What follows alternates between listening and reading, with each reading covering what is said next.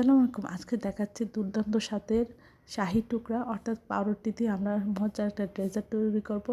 প্রথমে পাউরুটির সাইডটা আমরা কেটে হালকা তেলে বা ঘিতে আমরা ভেজে নিব। তারপরে এটা হচ্ছে সুগার সিরাপ অর্থাৎ পানিতে চিনি গলিয়ে এটাতে একটু মুড়ি মানে ভিজিয়ে নিব।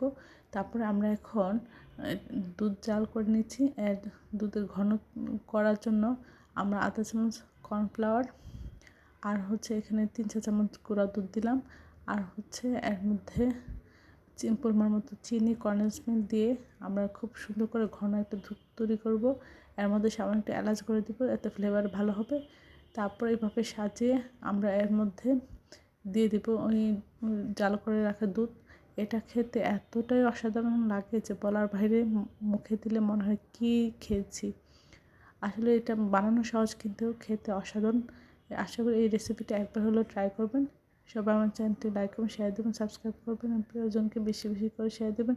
আমার চ্যানেলে সব রকম রান্নার রেসিপিটা চাষ